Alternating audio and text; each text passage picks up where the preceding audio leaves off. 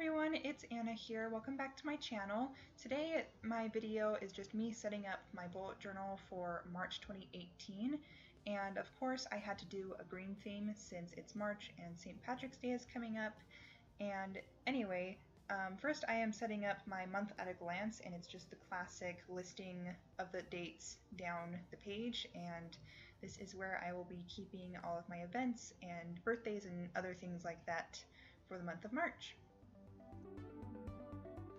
I did do quite a bit of penciling in beforehand just so that my setup would go a little bit smoother for this video, but anyway, in the top right corner of the left page I am just setting up my mini calendar for March, and along the top I have the days of the week, of course, but then on the left side I have the week numbers for those of you who are wondering. So next I have my YouTube and Instagram tracker. For the last couple of months I've more been using this section to kind of log when I've done something, but this month I'm going to try actually writing in what I've got planned ahead, or at least using sticky notes to do so. And then I've also made my stats tracker a little bit more detailed because I have a space every single day to write in what my current stats are if I so choose. So it's a new layout. I don't know how it's going to go, but I guess we will see.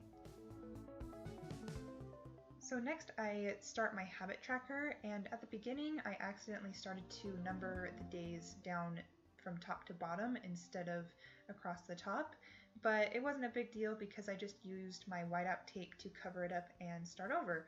So I honestly don't mind if I make mistakes in my bullet journal. I know some people, they feel like they have to tear out the whole page if they make too many mistakes, but honestly I think it just adds character to your bullet journal, so don't ever feel embarrassed about any mistakes you make. By the way, I will have as many of the products that I'm using in this video linked down below in the description box for anyone who is curious what I am using. Right now I am using a journal from the company Dingbats, and I'm really enjoying it so far. It's the first time that I've used a journal from this company.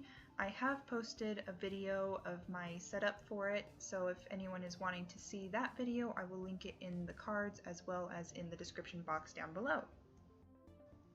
Next, I'm setting up my running to-do list. I got this from Plant-Based Bride, and I'm not sure if she's the original curator of this method of task keeping. If you know who is, if it's not her, let me know in the comments because I would like to give them credit. Now I'm setting up my husband appreciation section. I'm a little worried I didn't give myself enough space, but if not, we will work with it. I can always add more sections later if I need to. This next page is for writing down my dreams, as in the ones that I have when I'm sleeping. This is a pretty new page for me, but I thought it would be fun because sometimes I just have some really crazy dreams and I'd like to remember them. Next is my mood tracker, and guys, I am so excited because it is a hot air balloon, in case you can't tell from all the pencil lines that I drew. I was so nervous about making sure that this looked good that I pretty much penciled in everything that I was going to draw, and I just pre-planned because I am not artistic at all, and so I was really nervous about making sure that it looked good and I didn't mess it up, but I am really happy with the way it turned out, and I'm really excited to fill it in this month. I know my theme isn't directly related to St. Patrick's Day other than the fact that my main color is green, but for my mood tracker I decided to make the colors just colors of the rainbow since, you know, leprechauns and rainbows and all that jazz. For the basket I used brown and tan just to alternate the colors, and then after that I wrote in the different moods that I'm going to be tracking.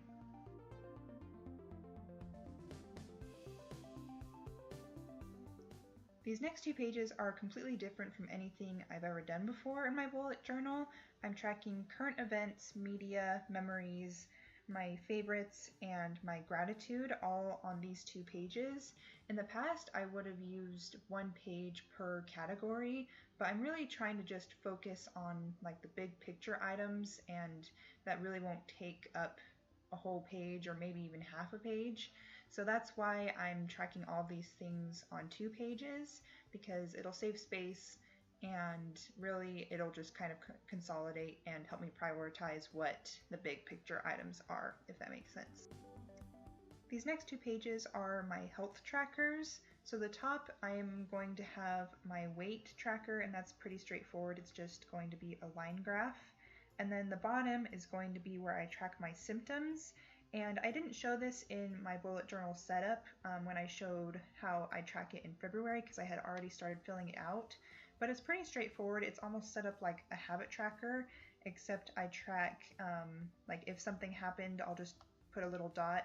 And then if it's something where I track the severity, like my TMJ or my circulation fun times, then I'll just use a scale from 1 to 10 to rate how severe it was.